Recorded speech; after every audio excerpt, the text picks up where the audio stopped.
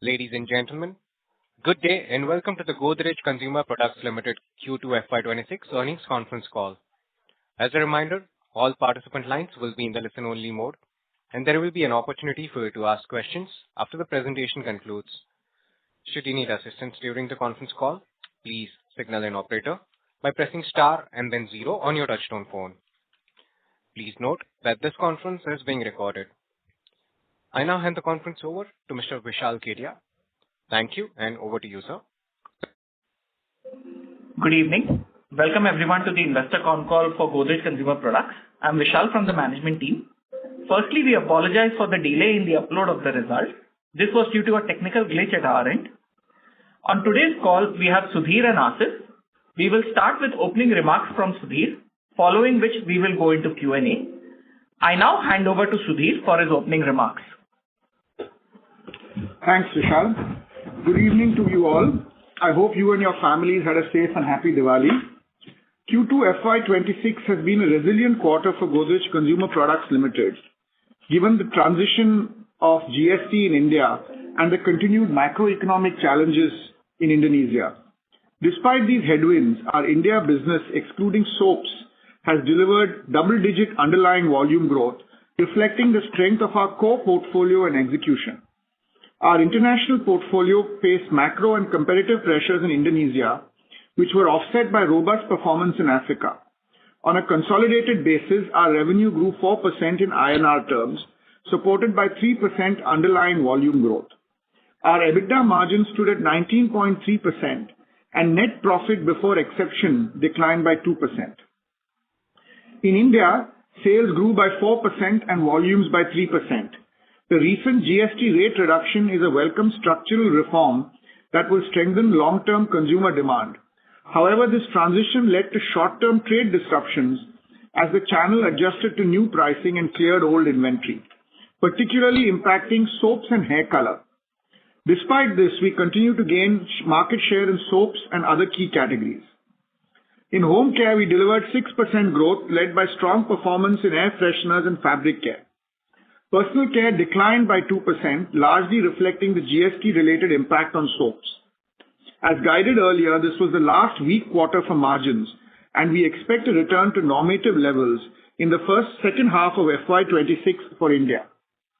Across our portfolio, are performing well and gaining traction. Godrej Fab and Goodnight Agarbatti are now among the leading players in their categories and continue to strengthen their market positions. Air Plug, Amazon Woods 4X and Kama Sutra 99 rupees have all met or exceeded launch expectations and are now being scaled up.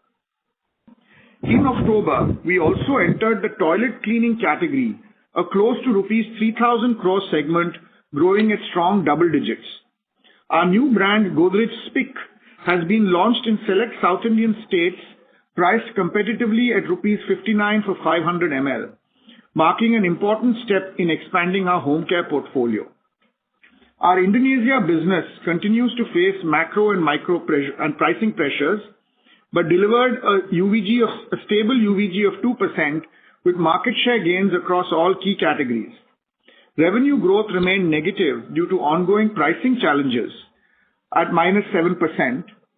This includes an impact of change in distributor arrangement contributing -4%, where what was accounted for cost is now being removed from top line. In contrast, Africa, USA and the Middle East delivered 25% sales growth in INR terms and 15% in constant currency, and EBITDA growth of 20% led by hair fashion and air fresheners. The launch of Air Pocket has seen strong consumer response across these markets. As shared during our investor meet, we expect our performance to strengthen sequentially through FY26, with the second half delivering a stronger trajectory than the first. Demand trends are improving and we remain confident of achieving high single-digit underlying volume growth in our standalone business and high single-digit revenue growth at a consolidated level. On profitability, our India standalone and GAUM businesses are expected to deliver double-digit EBITDA growth for the full year. We faced unanticipated macroeconomic headwinds in both Indonesia and Latin America. Given the temporary pressures in these international markets, consolidated EBITDA growth maybe marginally lower. Nevertheless, we remain firmly confident in our strategy, the resilience of our portfolio, and the strength of our brands. With disciplined execution and continued focus on innovation and operational excellence, we are well positioned to deliver sustainable and profitable growth in the periods ahead. I'm also pleased to announce that we have signed a definitive agreement to acquire the FMCG business under the Mustaq brand, one of India's fastest growing men's grooming brand and a leader in the men's face wash space. Mustaq has delivered roughly 80 crores of revenue over the last 12 months and is already among the top 2 brands online and top 3 overall in men's face wash. The total face wash market at around 6 to 7,000 crores is growing at 15 to 20%, while the men's segment, about 1,000 crores, is growing over 25% annually, driven by consumers upgrading from soaps to face wash. We expect this upgradation trend to continue, making face wash a structurally high-growth category. Mustaq is a highly profitable business, delivering close to rupees 30 crores of EBITDA adjusted for one-offs in the last 12 months.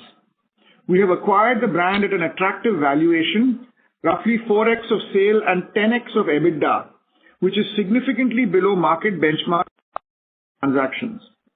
This acquisition strengthens our presence in personal care and positions us well to capture the accelerating shift towards men's grooming. Thank you very much, and I look forward to questions. Thank you very much. We will now begin with the question and answer session. Anyone who wishes to ask a question may press star and then 1 on their touchtone phone. If you wish to remove yourself from the question queue, you may press star and 2. Participants are requested to use handsets while asking a question. Ladies and gentlemen, we will wait for a moment while the question queue assembles. Again, to register for a question, please press star and then 1.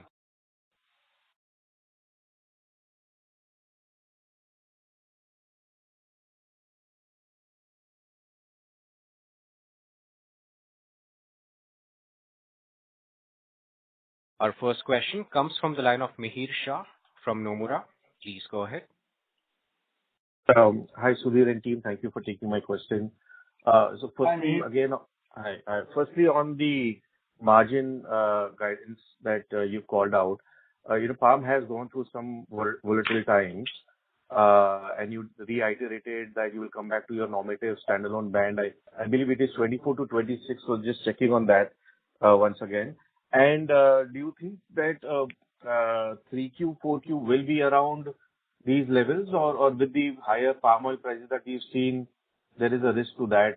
Just wanted to check on that one first.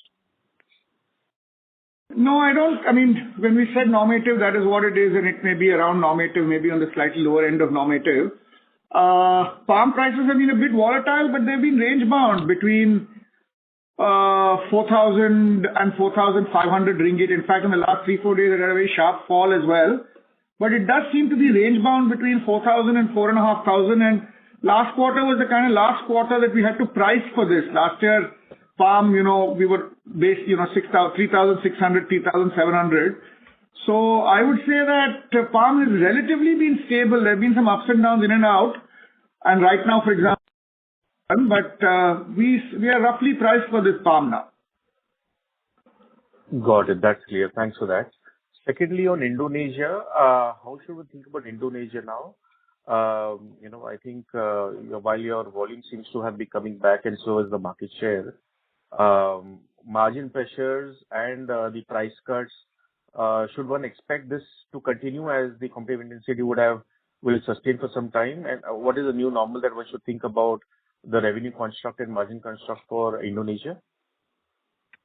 I think I was just back from Indonesia 2 weeks ago, and I think that there is a genuine kind of slowdown in the economy. I think the government is aware of it and they're taking, appropriate action.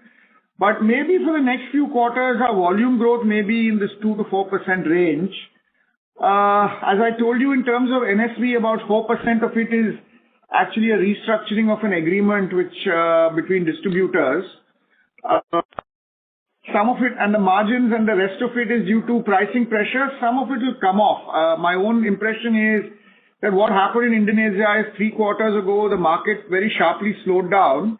And then, to respond to it, there was a lot of price competition, both by retailers and by companies. That seems to have eased off a little bit. It goes up and down. So I think there'll be a little bit of improvement in delivery in Indonesia in the second half. But I would say, for us to go back to 4-5 volume, it may take a little bit more time. We'll let you know when we see that. But we should be in this low single-digit volume range. Got it. On Africa, there are some volume margins are again back to around 14% levels, I believe, and very strong growth out there, making up for whatever you've missed out on the other businesses in international. Is there a one-off in this? Can one expect a continuity of this performance, or maybe going back to what it was growing at historically? So how Africa also, if you just can share the revenue and margin construct. Yeah, see, I think, of this 25% revenue growth, about 10% is, positive currency, which is a relatively rare occurrence for us. But 15% is the constant currency growth. This is a little high. It's lapping relatively low bases. It may come down to high single digits kind of revenue growth, we are hoping. We will not continue at this 25% revenue growth. Margins should be in this mid-teens is a good margin for us to run the Africa business. So if in the medium term we can run a mid-teens EBITDA business, kind of a high single digit, constant currency business, or maybe even touching a double digit constant currency, so in that kind of range, and the currency moves up and down, I would say that's probably what we should expect. Understood. No, I was asking because we were expecting, Africa margins to remain at around those mid-teens level, but they had, moderated down. And then, you highlighted that investments will continue, so it can stay there, and you again going back to those. So just wanted to. Yeah, I think last quarter we had one or two one-offs. I think this mid-teens. Look, there's a caveat here, which is there's a structural volatility in Africa, so it won't be the range of this mid-teens may be a pretty wide range, but this is where we should kind of. It's a good business if we can be at mid-teens here. Got it.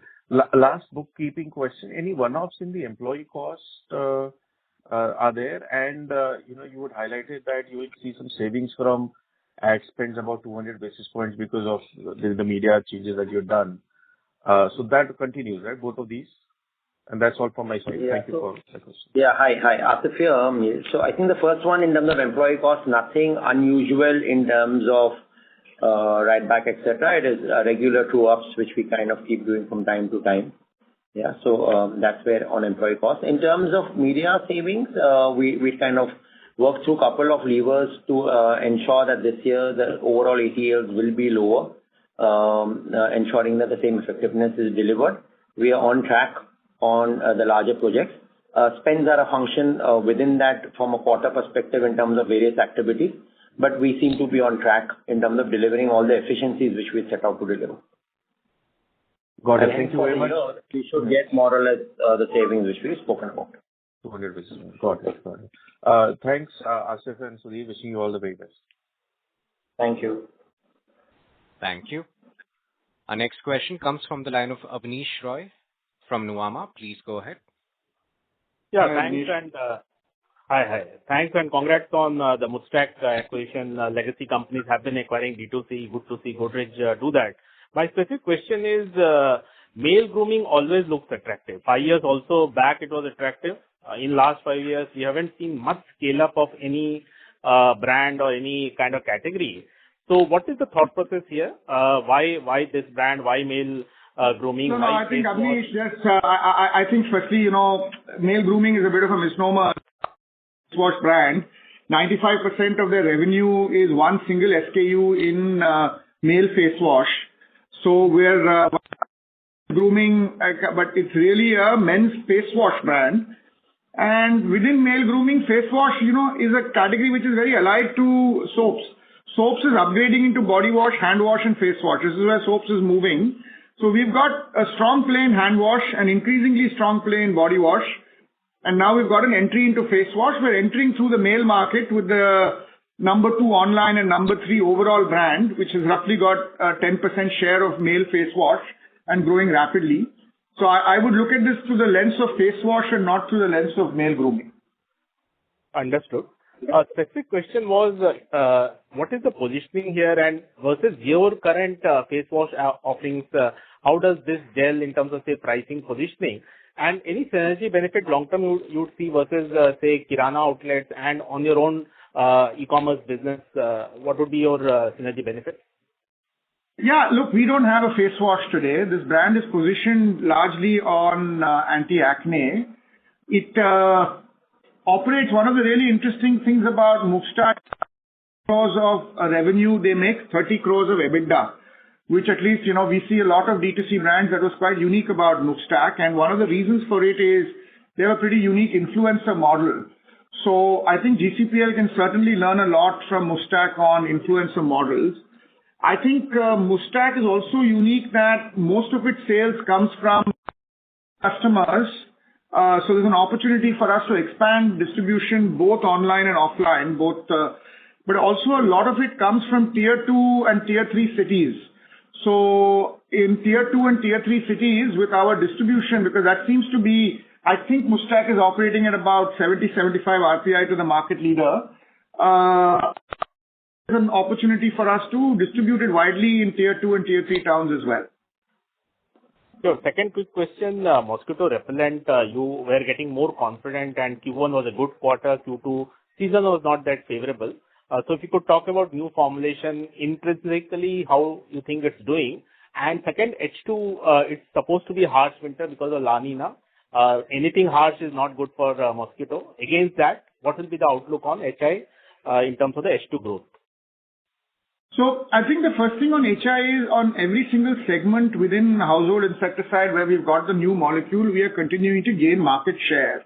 I think you are right about the fact that Q1 was a good season and Q2 has been a poor season. Q3, I don't know. I've also heard La Nina, though of course, it is a transition from autumn to winter when really mosquito season happens, which is now. So it depends a little bit on how long the season is. In any case, second half of December and Jan, we don't sell too much mosquito products in the north. So look, it's really hard to predict what will happen in terms of season. Typically, you have one good and one bad season. It's possible what you say that Q3, I've also been reading La Nina and higher temperatures. So, but it's difficult for me to predict that. I think the important thing for us is to ask a very simple question, which is, are we growing competitively and are we spreading the season? We have a measure called spreading the season, which is our volume growth versus the seasonality here, which we have 2-3 ways of measuring the seasonality index. Are we doing better than the season? And on both counts, I think the answer is yes. Sure. Last question on body wash soap. So versus market leader, if you could tell us in Q1, Q2, how was the gap and when would you expect to grow faster than the market leader?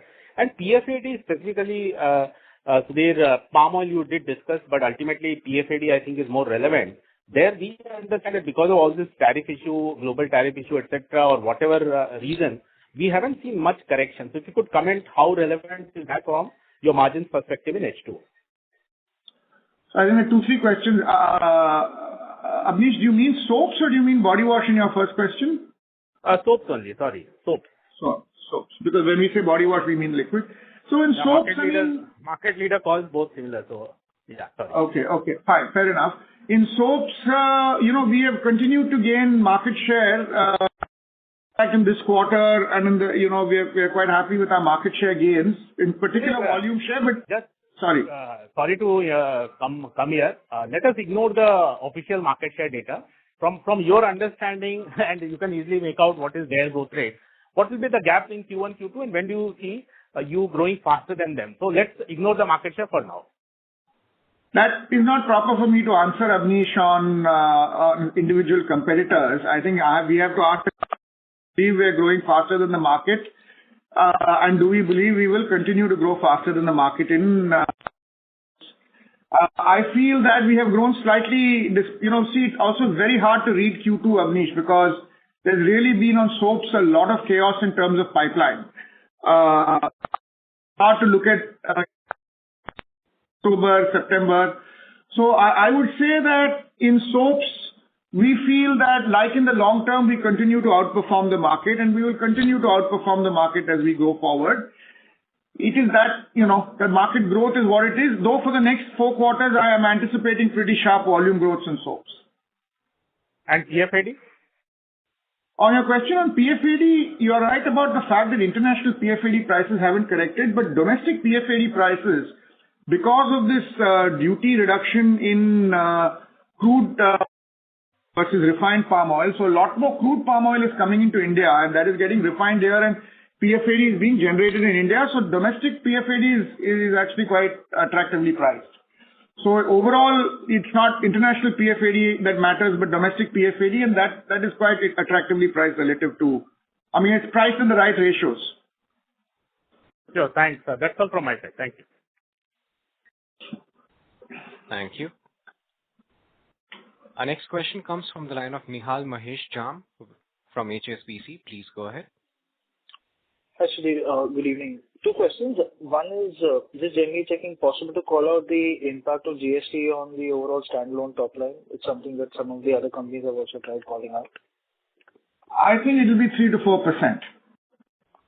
Sure, that is helpful. So then the second question is, I think when the Raymond acquisition also happened, we had discussed about the fact that Synthol obviously is not something that could enter into deodorants, and Parkway Avenue obviously had its own standing in the category. Similarly, when I look at Moustache also, I'm guessing maybe there was a possibility of trying to extend Synthol, but we've obviously chosen to acquire a brand. So wanted to understand which are the other white space categories that we are looking at potentially, evaluating, and is, say, an acquisition a preferred route rather than a brand extension for some of our existing names? No, I think vicious mix of extending brands, launching new brands organically, and launching and doing acquisitions. Let me give you an example. We just recently extended Park Avenue into a deo lotion in Tamil Nadu, which is a kind of an antiperspirant. But equally, we launched 2 new brands ourselves, Godrej Spic and Godrej Block, in toilet cleaners and antiperspirant categories respectively. And Moustache and Park Avenue are examples of inorganic. So I guess we have to ask some basic questions between organic and inorganic is, if the market has 3 to 4 players, it's a little bit overbaked, then it is better to buy out, and if you get an attractive valuation. Firstly, the category has to be attractive, whether it's organic or inorganic. It has to have a long runway of growth, ideally low penetration, good margin structures. So that's the first question on entering new categories. And we are kind of, one of the things you can see is like laundry and now toilet cleaner. We are kind of attempting an antiperspirants. We're attempting many new categories, pet care, etc. The second question on organic versus inorganic is largely to do with the competitive intensity of the category and the availability of an asset at the right price. Men's face wash has 3-4 brands. This one is the number 3 brand, and very good margin profile. We thought was an attractive valuation, so we went for it. Point taken. Just one final question on HI. We've obviously spoken about the benefit of the new molecule. If it's possible for you to call out the market share gain that we've seen since the launch, both for LVs and coils, and also the current ballpark scale of the incense sticks, which was, I think, 100 crore number you had mentioned during the analyst meet. See, we don't specifically give out these numbers, but let me just say that our share gains in electrics on already very high shares is pretty significant. In coils, on reasonably high shares is reasonable. On incense stick, it is very high. We have now become the market leader in incense sticks, and we are growing at roughly 100% on incense sticks. That is helpful, Sudhir. Wish you all the best. Thanks. Thank you. Our next question comes from the line of Arnab Mitra from Goldman Sachs. Please go ahead. Yeah, hi, Sudhir. First question was on the GST-related destocking. So do you expect the trade pipelines to normalize within December quarter from wherever they were before the GST transition? And the related question is, when we talk about high single-digit volume growth for the full year, we are effectively talking about a double-digit plus in the second half. Is that delta largely going to come from soaps, according to you, where you've had a negative high single-digit base, you may have a strong growth going ahead, or are you seeing other areas where these are also accelerating? No, see, actually, Arnab, if you look at the last 4 quarters, our volume growth ex of soaps has been kind of double digit only. In fact, including this quarter, despite all the GST transitions, soaps has been pretty sharply negative, as you can calculate.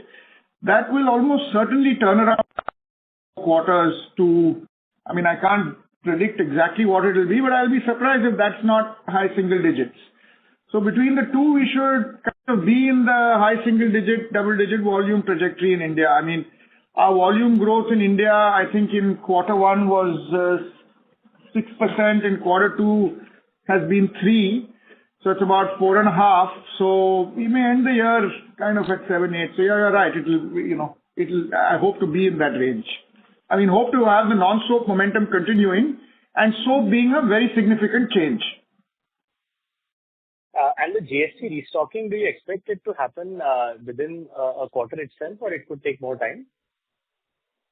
I think it will happen within the quarter. Most of it has happened within the month actually, but certainly everything will happen within the quarter. Understood.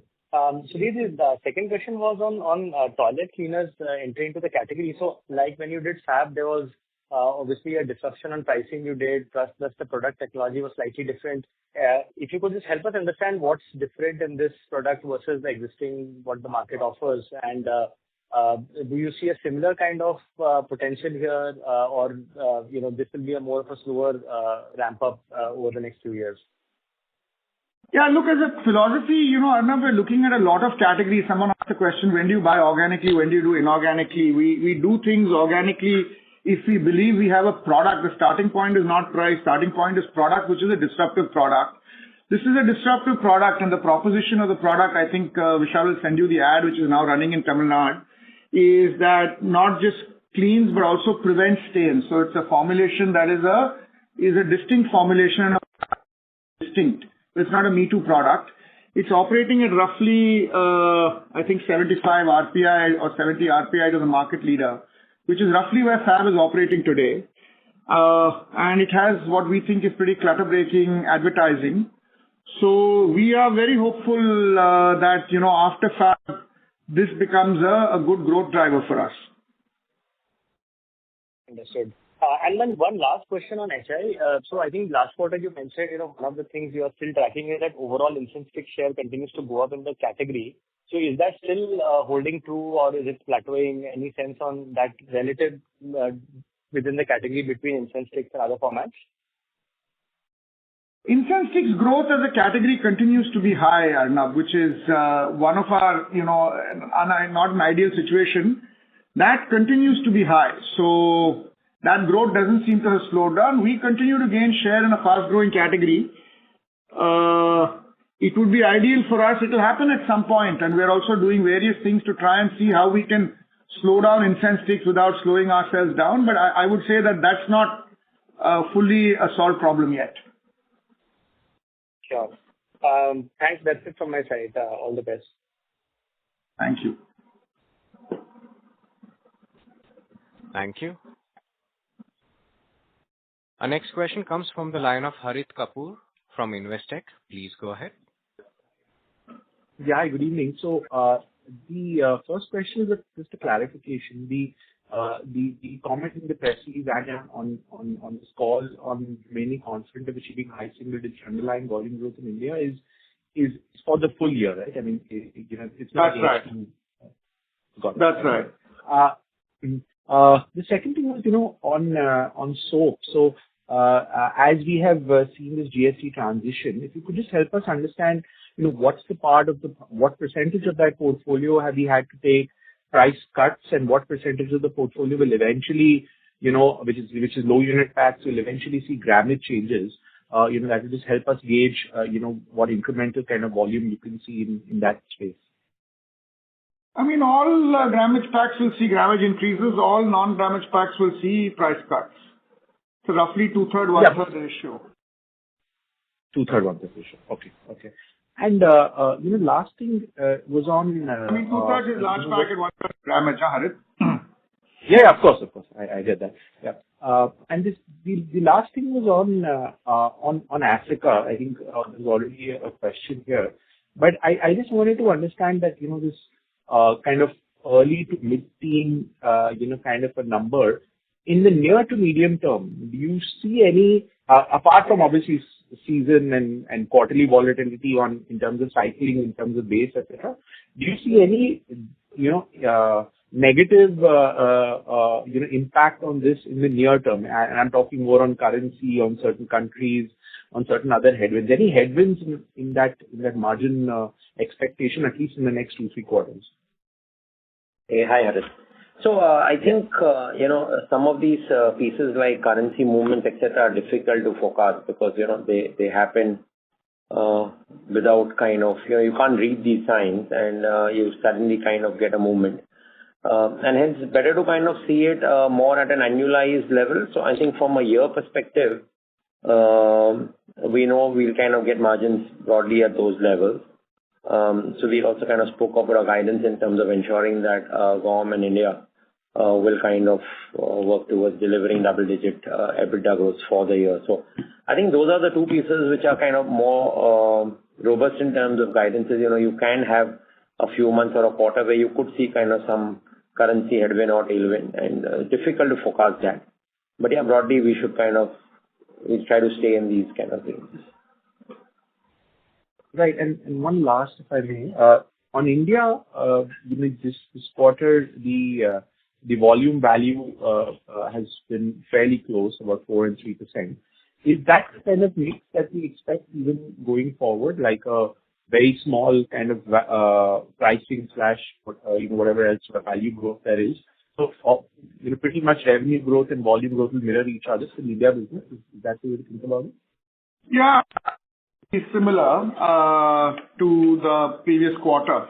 Soaps will continue to have UPG, but there are some other parts of the business and mix, etc., which are operating the other way around. So I think this is roughly you will get 1.5% UPG.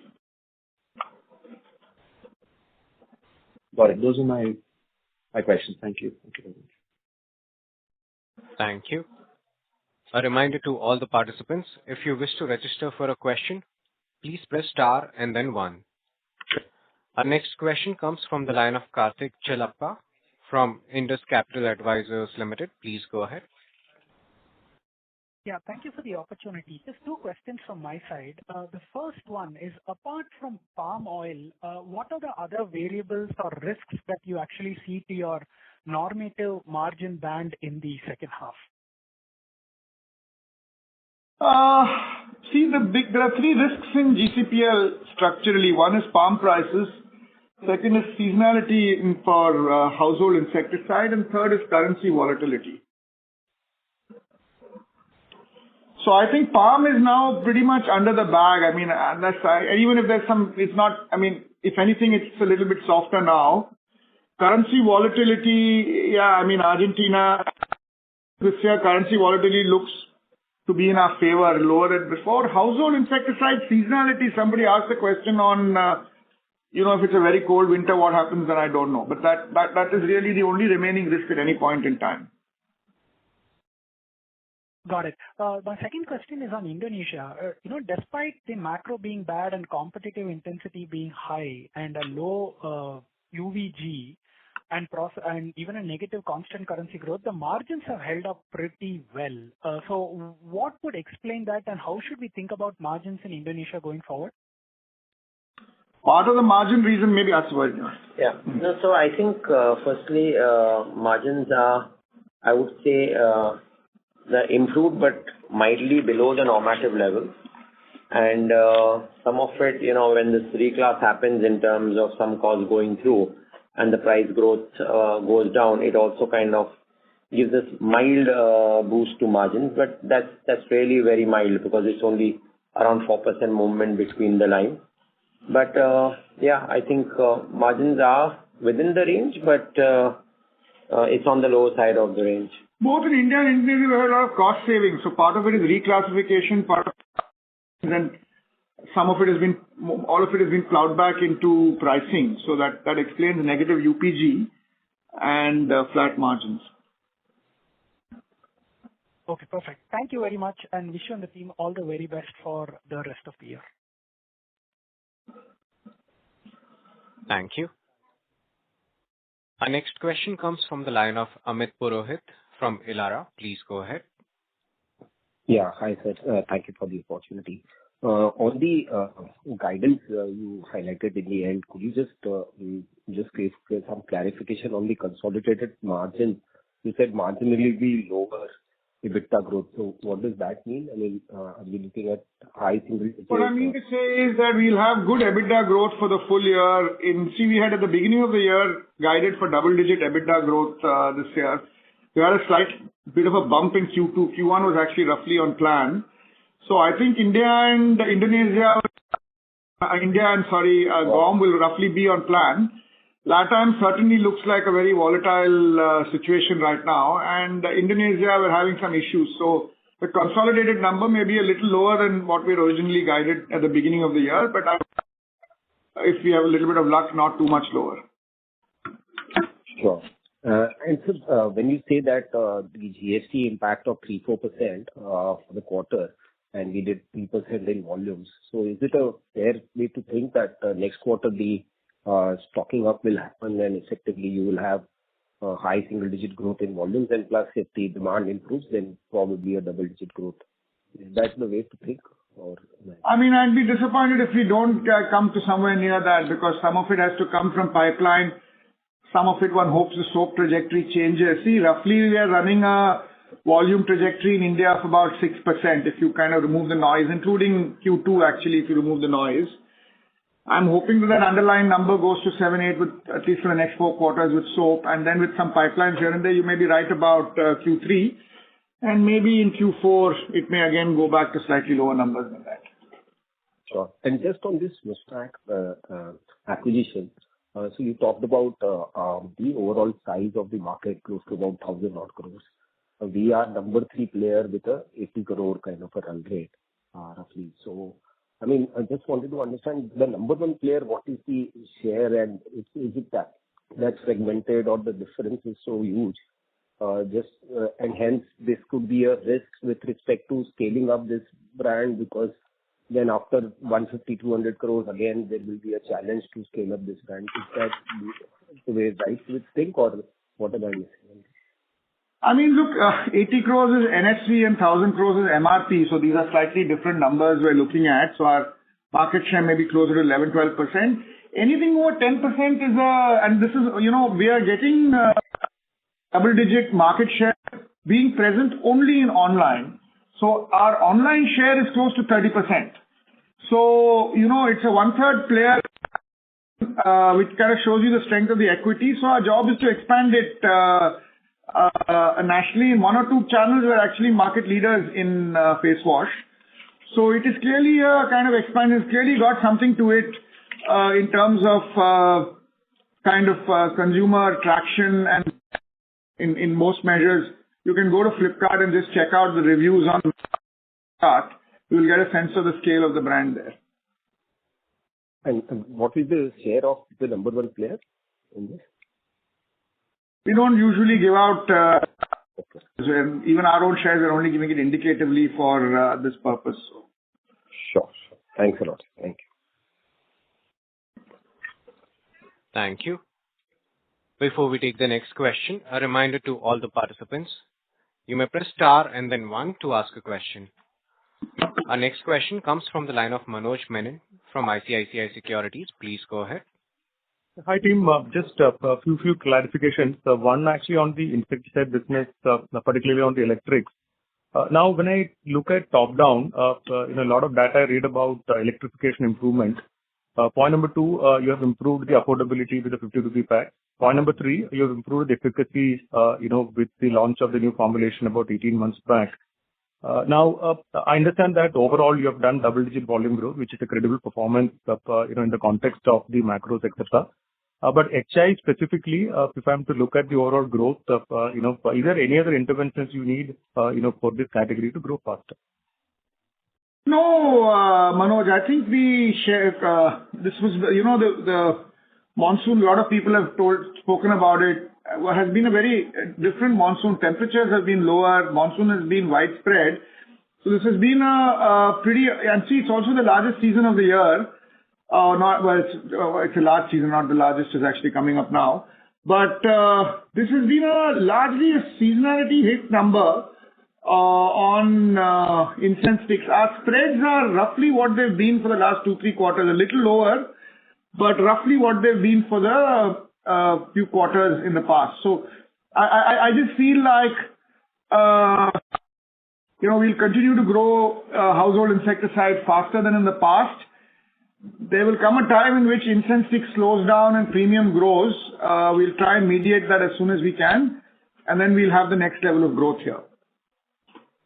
Understood. Okay. So is it fair to say that, the electrics are all growing, let's say, in line with your, internal targets, plans, aspirations, etc.? Just that the rest of the portfolio is growing faster so that it probably doesn't reflect in the overall scheme of things. Yeah, I mean, we're quite happy with the RNF relaunch. Q1, the numbers are very good in electrics. Q2, the numbers have been lower but higher than the seasonal impact. Q3 grows. I mean, overall, I feel like HI is still over a year period, because you must look at HI must be looked at over a year's period. Our HI business, from being a low single-digit growth business, will probably move to being a kind of a high-ish single-digit growth business. I think that's what the relaunch has done for us over a longer period. Understood. Secondly, on the soap business, given the benefits from the GST cuts, etc., I mean, when in the medium term, from a category growth, particularly from your vantage point of view of, for your brand, because you have the, let's say, market leadership, let's say, with Godrej number one in that particular segment, which is probably more price sensitive, across the other segments in soaps. How do we think about, beyond the noise of, extra grammage in the next few quarters, which honestly, in my opinion, is not such relevant, beyond that, how should we think about, let's say, is there an opportunity to, let's say, grow faster with a 2-3 year point of view? I probably think so, Manoj. From my own experience of the past GST, is that while soaps doesn't have a huge amount of locals, it does have what we call sub-pops and players below Godrej number one. And some of them, I don't know, what is the tax compliance and, various issues there. So having a 5% GST certainly helps in upgradation from Chhattisgarh players, sub-pop players.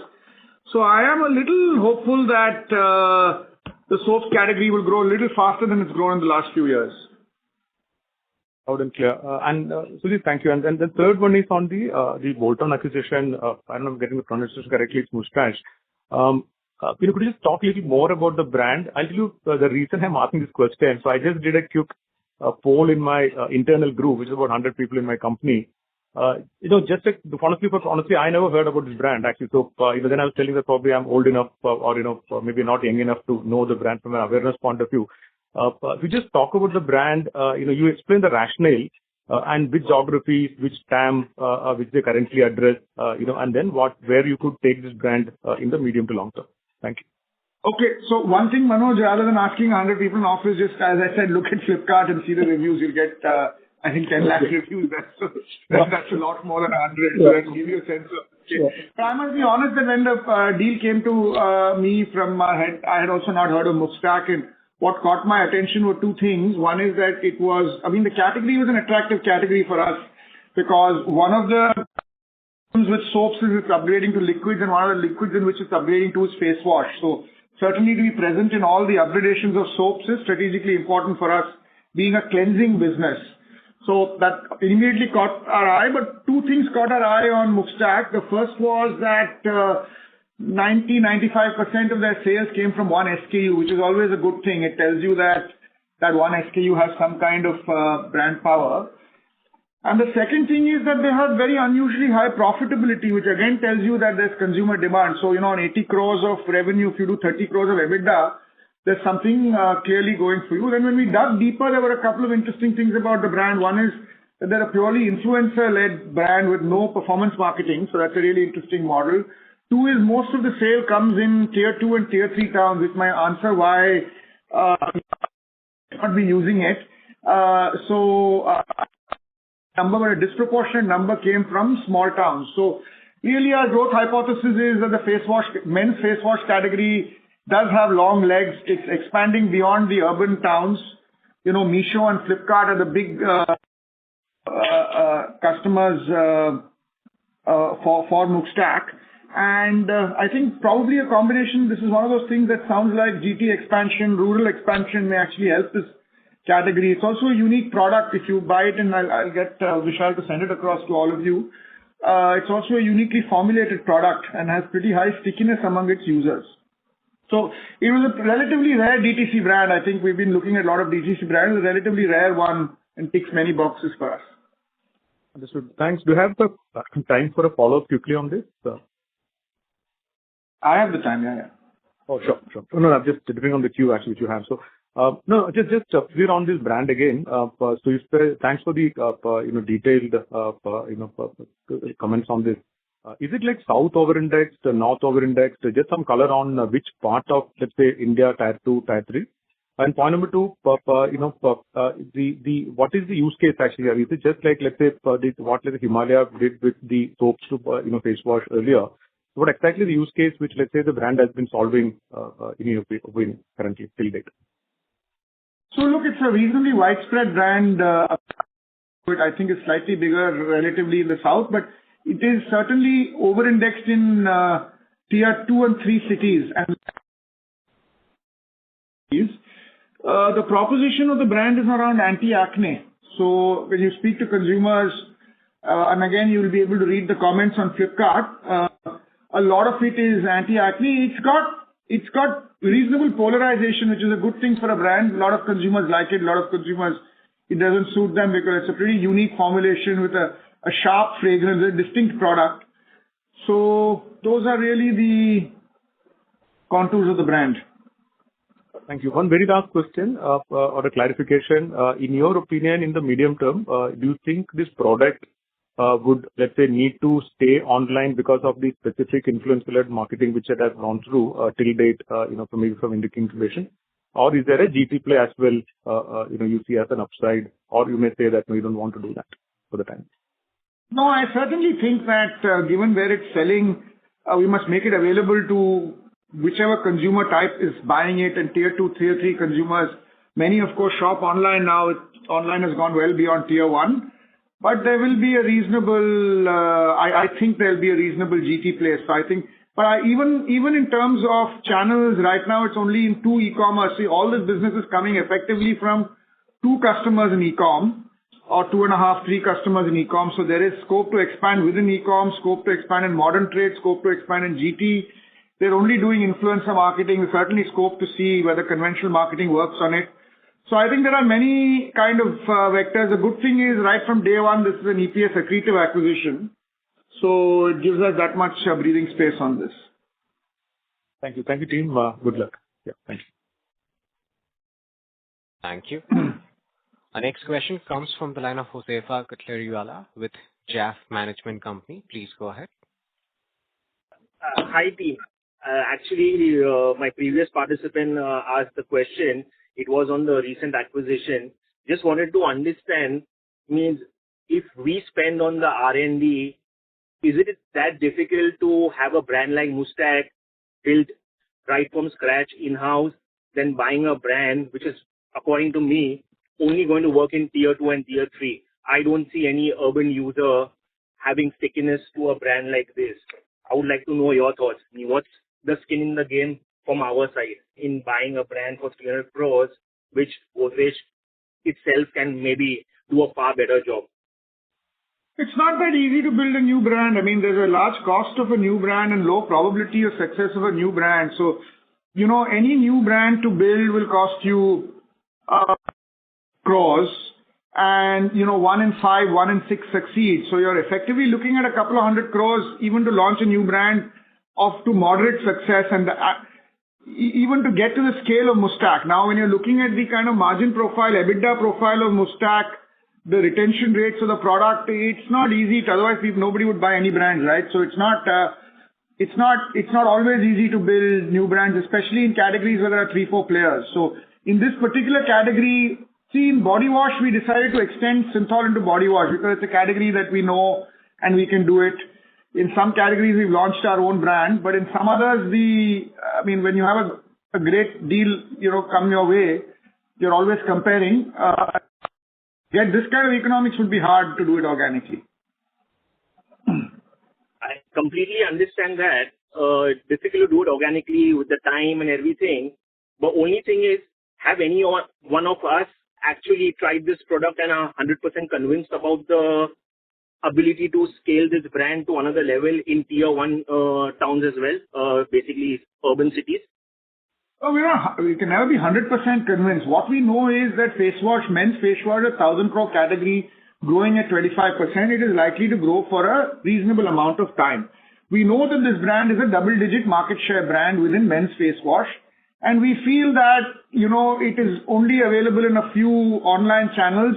With some expansion, with some marketing money, probably the share can increase a little bit or can increase.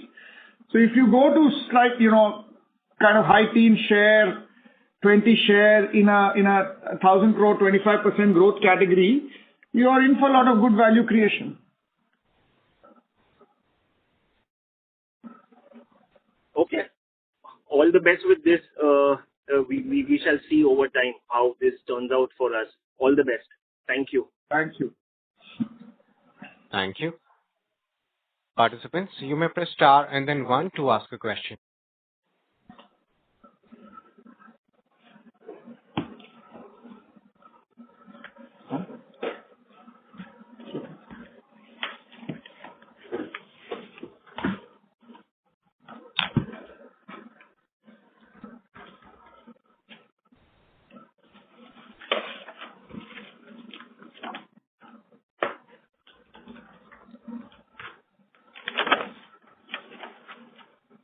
Our next question comes from the line of Percy Panthaki from IIFL Securities.